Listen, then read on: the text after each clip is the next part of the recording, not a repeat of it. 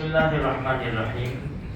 رضیت باللہ ربا وبالاسلام دینا وبمحمد نبیا صلی اللہ علیہ وسلم. اس کا ترجمہ ہے رضیت یعنی میں راضی ہو گیا. رضینا بھی پڑھ سکتے ہیں, ہم راضی ہو گئے. رضیت باللہ ربا, میں اللہ کو رب مان کر راضی ہوا. وبالاسلام دینا, اور اسلام کو دین مان کر میں راضی ہوا. وبمحمد نبیا, اور محمد صلی اللہ علیہ وسلم کو نبی مان کر میں راضی ہوا. ایک حدیث کا جملہ ہے, رضینا باللہ ربا وبالاسلام دینا وبمحمد نبیا صلی اللہ علیہ وسلم. سب سے پہلی بات تو یہ ہے کہ ہر مسلمان کو روزانہ صبح 3 مرتبہ اور شام کو 3 مرتبہ رات کو یہ جملہ پڑھ لینا چاہیے. حدیث میں آتا ہے, جابر رضی اللہ تعالیٰ عنہ راوی ہے, فرماتے ہیں کہ ایک مرتبہ عمر ابن خطاب رضی اللہ تعالیٰ عنہ یہود کا تورات کا, جو یہودی تورات کے اوپر ایمان رکھتے ہیں, ان کا ایک ورق کچھ لکھا ہوا اللہ کے رسول کے پاس لے کر آ گئے. ابوبکر صدیق رضی اللہ تعالیٰ عنہ اور اس صحابہ بیٹھے ہوئے تھے, اور آ کر کہنے لگے یا رسول اللہ صلی اللہ علیہ وسلم یہ تورات کا نسخہ ہے. یہ کہہ کر پڑھنا شروع کیا. اللہ کے رسول نے کچھ کہا نہیں. یا رسول اللہ یہ تورات کا نسخہ ہے, یہ کہہ کر اس کو اندر دیکھ کر پڑھنا شروع کیا. اب یہ پڑھتے جا رہے, ان کو پتا نہیں اللہ کے رسول کا چہرہ متغیر ہو گیا, اللہ کے رسول کا چہرہ بدل گیا. ابوبکر صدیق رضی اللہ تعالیٰ عنہ کہاں برداشت کر سکتے, فوراً ہاتھ لگایا. ثقلت کا ثواکل عربی میں یہ بولا جاتا ہے, جیسے ہمارے وہاں جملے بولتے ہیں نا, حالانکہ اس کا صحیح مطلب یہ نہیں ہوتا بھائی جیسے عورتیں پہلے بولا کرتی تھی مسجد پڑھے, یعنی تم تیری مسجد پر جائے, اس جو بولنے میں بول جاتے ہیں, انسان کو وہ نہیں رہتا کہ بھائی حقیقت میں اس کا معنی مراد لیتے ہیں, ایسا نہیں ہوتا.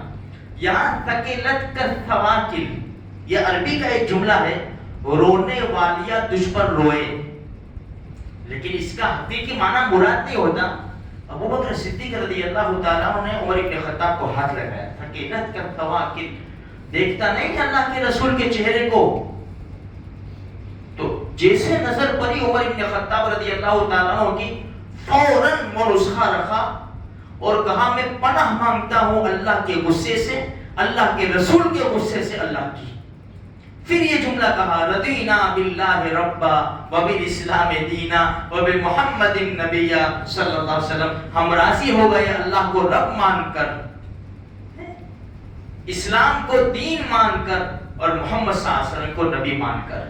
اللہ کے رسول نے فرمایا, عمر اگر موسیٰ علیہ السلام آ جائے اور تو ان کو نبی مان لے تو بھی تیرے لیے ہلاکت ہے, اور موسیٰ علیہ السلام ہو تو ان کو بھی میری نبوت کے بعد, میری نبوت کے اعلان کرنے کے بعد ان کو بھی میرے اوپر ایمان لانا ہے. میرے بعد کوئی نہیں, میرے بعد کوئی نئی کتاب نہیں, میرے بعد کوئی نئی شریعت نہیں, میرے لائے ہوئے دین کے بعد کوئی دوسرا دین نہیں, میرے نبی ہونے کے بعد کوئی نبی نہیں ہے.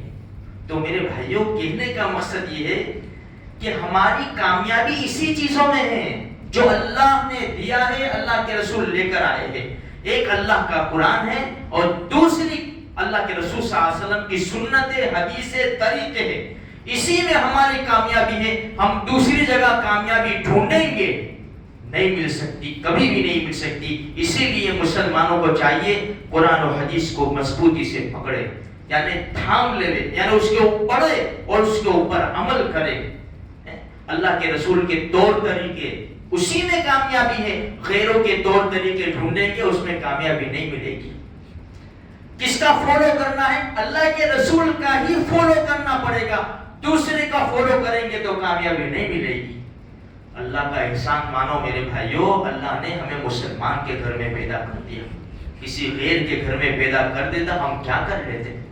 اسی لیے ایمان کو باقی رکھنے کے لیے ایمان والے اعمال بہت زیادہ ضروری ہے. اس میں سستی مت کرو, اس میں سستی آنے بھی نہیں چاہیے ورنہ ہمارا ایمان کمزور ہو جائے گا. اللہ مجھے آپ کو سارے مسلمانوں کو مضبوط ایمان کے ساتھ رکھے اور ایمان والے اعمال کرنے کی اللہ پاک موت تک ہمیں توفیق نصیب فرمائے.